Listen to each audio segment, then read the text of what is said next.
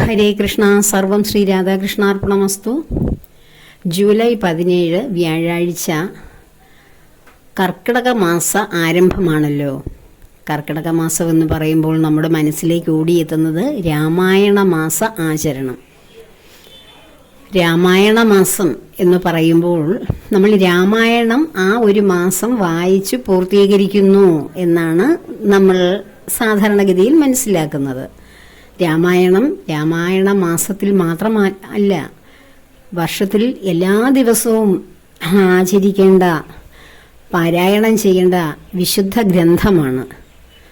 പക്ഷേ ആ കർക്കിടകത്തിൻ്റെ ആ ദക്ഷിണായനത്തിലേക്ക് സൂര്യഭഗവാൻ കടക്കുന്ന ആ കർക്കിടക മാസ ആരംഭം മുതലുള്ള സമയങ്ങളിൽ മനുഷ്യരുടെ ബലം നഷ്ടപ്പെടുന്നു. ശാരീരികമായ ആ ഒരു ആരോഗ്യത്തിൻ്റെ കുറവ് വരുന്നു. പല വിധത്തിലുള്ള ആ കുറവ് വരുന്നത് കൊണ്ട് തന്നെ പല വിധത്തിലുള്ള രോഗാണുക്കൾ മനുഷ്യ ശരീരത്തിൽ ബാധിക്കാൻ ഇടവരികയും പലതരത്തിലുള്ള രോഗങ്ങൾക്ക് മനുഷ്യന് അടിമയാകുകയും ചെയ്യും.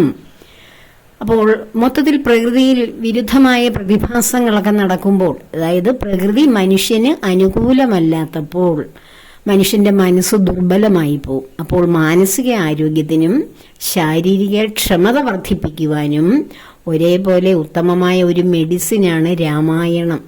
ഭാഗവതം വായിക്കൂ, അല്ലെ മഹാഭാരതം വായിക്കൂ, ഗീത വായിക്കൂ, ഉപനിഷത്തുകൾ പഠിക്കൂ എന്ന് പറയുന്നതിലുപരി രാമായണം വായിക്കൂ ഈ ഒരു മാസം എങ്കിലും എന്ന് പറയുന്നതിൻ്റെ കാരണം ഇതാണ്. ഈ രാമായണം വായിക്കുമ്പോൾ മനുഷ്യൻ്റെ രാമായണം വായിച്ചാൽ പോരാ, പഠിക്കണം, അതിൻ്റെ തത്വം അറിയണം. അപ്പോൾ മനുഷ്യൻ്റെ മനോഗതിക്ക് എങ്ങനെയാണ് വ്യത്യാസം വരുന്നേ, ഉയർച്ച വരുന്നത്? കാരണം നമ്മൾ ധർമ്മത്തെ ആചരിച്ച് ധർമ്മത്തിലൂടെ തന്നെ, നീതിയിലൂടെ തന്നെ, ആ സത്യത്തിലൂടെ തന്നെ മുന്നേറും. കാരണം സാക്ഷാൽ ധർമ്മം ഒരു മനുഷ്യരൂപം പൂണ്ടതാണ് ശ്രീരാമചന്ദ്രൻ ആയിട്ട് ഭഗവാൻ അവതാരം ചെയ്തത്. ഭഗവാൻ രാമചന്ദ്രൻ എന്ത് ചെയ്തു അതെല്ലാം ധർമ്മമാണ്. നമ്മൾ ബാലിയെ നിഗ്രഹിച്ചു, വേറെ അങ്ങനെ ഓരോ കാര്യങ്ങളൊക്കെ ശ്രീരാമചന്ദ്രനെ കുറിച്ച് നെഗറ്റീവ് പറയും.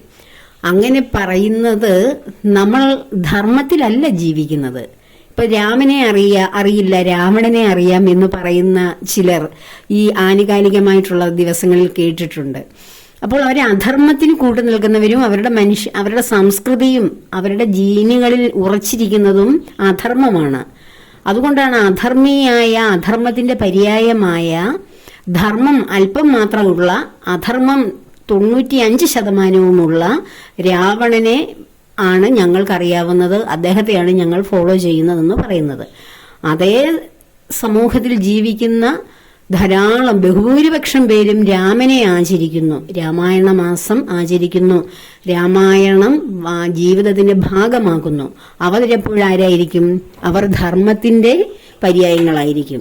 അപ്പോൾ ആരുടെ മനസ്സിലാണോ ധർമ്മചിന്ത, സത്യം, ധർമ്മം, നീതി തുടങ്ങിയവ നിലനിൽക്കുന്നത്, ആരുടെ മനസ്സിലാണോ അവർ രാമനെ പിന്തുടരും. രാമായണം രാമന്റെ ചരിതം, രാമൻ എങ്ങനെയാണ് ധർമ്മം ഇവിടെ ഭൂമിയിൽ നിലനിർത്തിയത്, മനുഷ്യാവതാരം എടുത്തു വന്ന ഭഗവാൻ ധർമ്മം എങ്ങനെ ഇവിടെ സംസ്ഥാപനം ചെയ്തു എന്ന് പഠിക്കുകയാണ് രാമായണത്തിലൂടെ.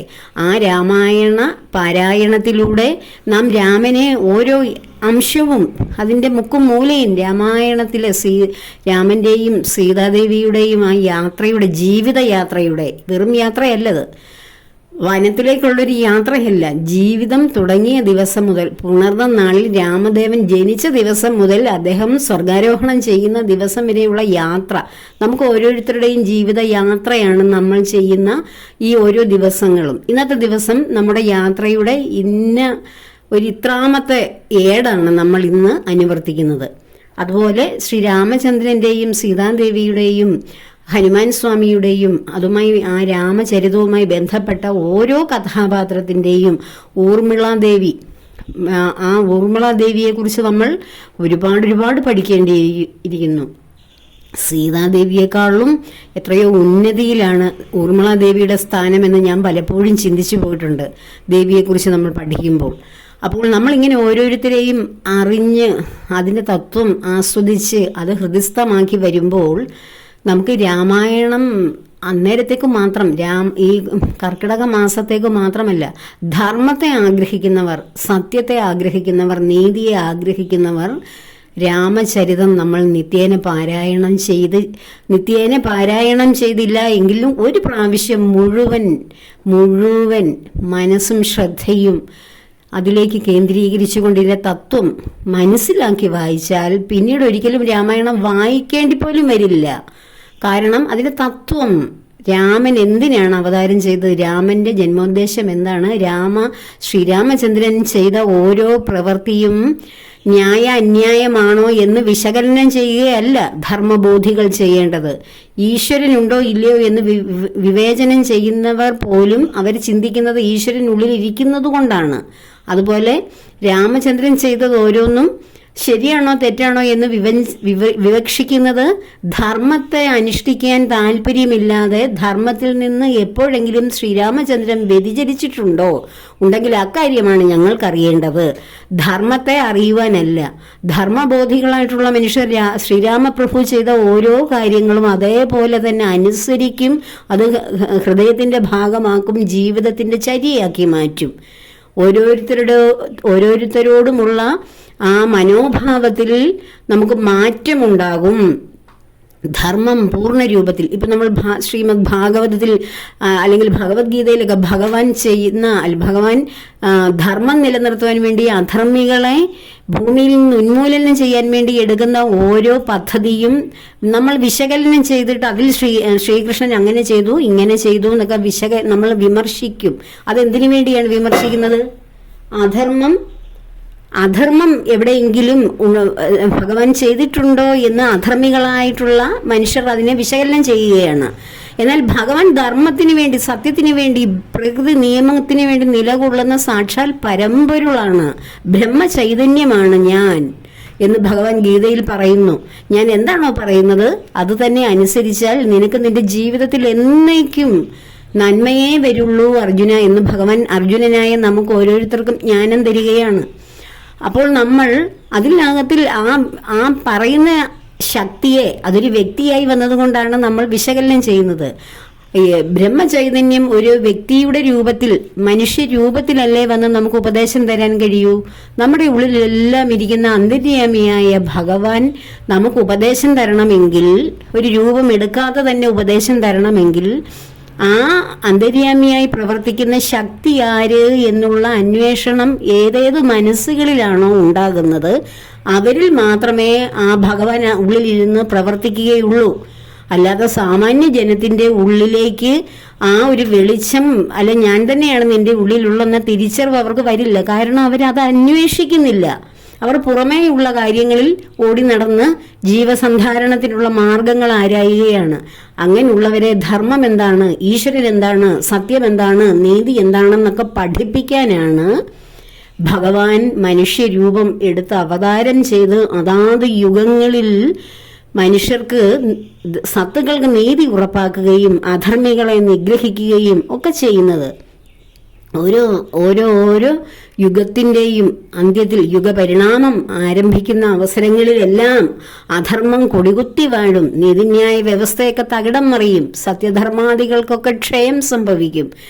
എല്ലാം സാമൂഹികമായ എല്ലാ ബോധങ്ങളും എല്ലാം നശിച്ച് സത്തുക്കളായിട്ടുള്ളവർ ആത്മബോധത്തിൽ ജീവിക്കുന്നവർക്ക് ഭൂമി ഒരു നരക തുല്യമായി മാറും.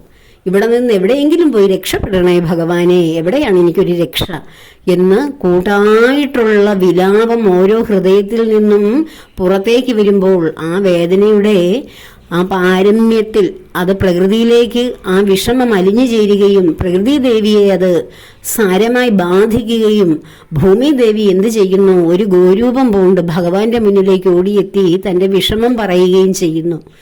അപ്പോൾ ഭഗവാൻ ധർമ്മ സംസ്ഥാപനത്തിന് വേണ്ടി മനുഷ്യ രൂപത്തിൽ അവതാരം ചെയ്ത് ഇവിടെ ധർമ്മം സ്ഥാപിക്കുന്നു. അപ്പോൾ ശ്രീരാമചന്ദ്രനെ നമ്മൾ ഈ രാമായണ മാസ ആചരണത്തിൽ രാമായണം നിരവധി തവണ വായിച്ചിട്ട് കാര്യമില്ല. അല്ലെങ്കിൽ 30 ദിവസവും വായിച്ച് പൂർത്തീകരിച്ച് തിരിച്ച് ആ പീഠത്തിൽ രാമായണം വെച്ചു എന്ന സംതൃപ്തിയോടിരിക്കുന്നതിലും കാര്യമില്ല. രാമായണം പാരായണം ചെയ്യുന്നതിന്റെ ഉദ്ദേശം എന്താണ്? രാമനെ പോലെ ധർമ്മം അനുഷ്ഠിക്കുക. ആ ധർമ്മം ശ്രീരാമചന്ദ്രനെ പോലെ ധർമ്മം അനുഷ്ഠിക്കുവാൻ ഏതൊരു വ്യക്തിക്ക് എപ്പോഴാണോ അത് സ്വന്തമായി തീരുമാനം അല്ലെങ്കിൽ സ്വന്തമായി അനുഭവം വരുന്നത്, അപ്പോഴാണ് നമ്മൾ ആ രാമായണത്തിന്റെ പൂർണ്ണതയിൽ എത്തുന്നത്. ഇത് നമ്മൾ 1 പ്രാവശ്യമോ 5 പ്രാവശ്യമോ 10 പ്രാവശ്യമോ അല്ലെങ്കിൽ ഒരു ജീവിതം മുഴുവൻ വായിച്ചാലും കിട്ടാത്തവരുണ്ട്.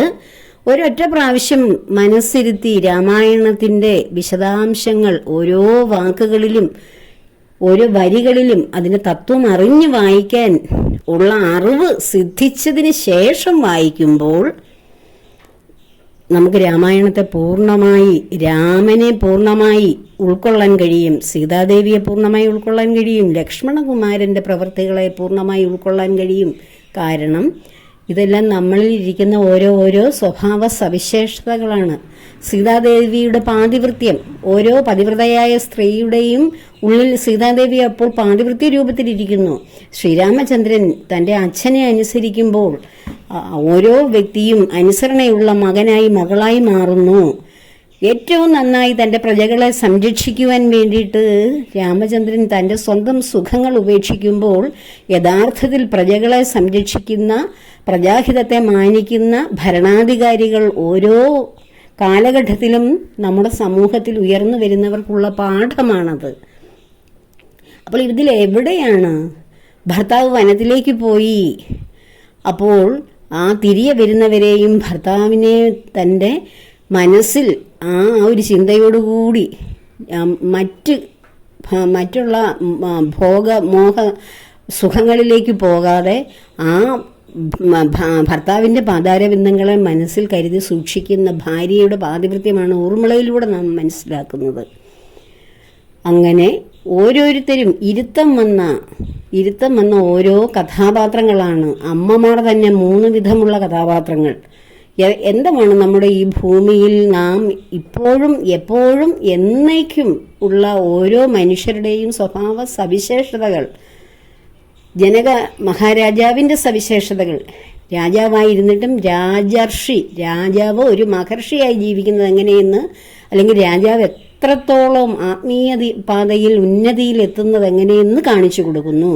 ഒരു രാജാവായി കഴിഞ്ഞാൽ അല്ലെങ്കിൽ ഒരു ഭരണാധിപയൊക്കെ ആയിക്കഴിഞ്ഞാൽ അവർ പിന്നെ ആ ഭൗതിക സുഖങ്ങളിൽ ഭോഗങ്ങളിൽ മുഴുകി തൻ്റേതായിട്ടുള്ള പരാക്രമങ്ങളിൽ ജീവിച്ച് മനുഷ്യ സമൂഹത്തെ മുച്ചൂടും മുടിച്ച് ജീവിക്കുന്ന ആ സുഖലോലുപരായിട്ടുള്ള ഭരണകർത്താക്കൾ ജനക മഹാരാജാവിനെ പോലെ ആത്മീയ പാതയുടെ അങ്ങേയറ്റത്തെത്തി രാജപദവി അലങ്കരിക്കുന്നു. ഒരേ സമയം തന്നെ ഭൗതികതയും ആത്മീയതയും ഒരേപോലെ കൊണ്ടുപോകുന്ന ആള്. അപ്പോൾ ശ്രീരാമചന്ദ്രൻ ഭരണകർത്താവായി ജനക മഹാരാജാവിൻ്റെ ഭരണ സാമർഥ്യം, അദ്ദേഹത്തിൻ്റെ ഓരോ ജീവിതത്തിലെ ഘട്ടങ്ങൾ എല്ലാം നമ്മുടെ ഓരോരുത്തരുടെയും ജീവിതത്തിൻ്റെ പരിച്ഛേദമാണ് രാമായണം.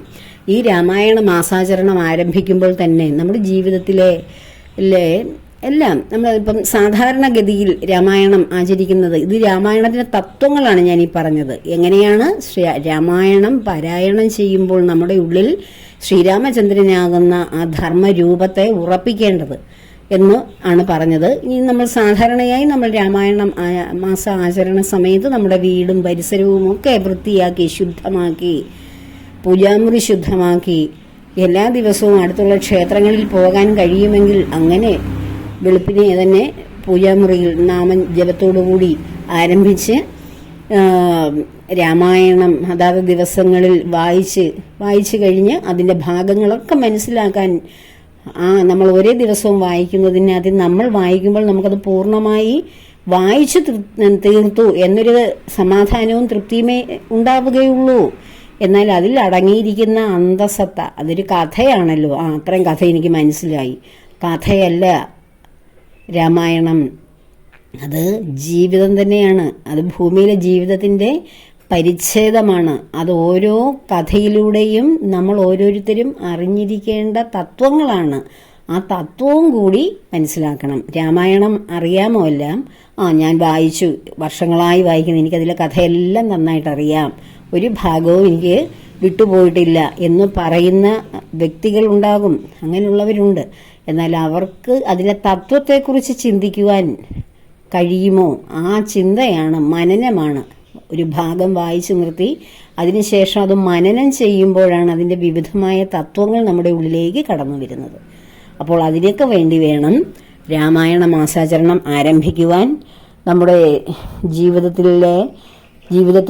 അങ്ങോട്ടിനിയുള്ള കാലഘട്ടങ്ങളിൽ നമ്മൾ കഴിഞ്ഞ ഏകാദശിയിൽ പറഞ്ഞു, ദേവശൈനി ഏകാദശി മുതൽ ദേവോത്ഥാന ഏകാദശി വരെയുള്ള സമയം നമ്മൾ കൂടുതൽ ഈശ്വരീയമായ കർമ്മങ്ങളിൽ, ഉപാസനകളിലൊക്കെ ഏർപ്പെടണമെന്ന്.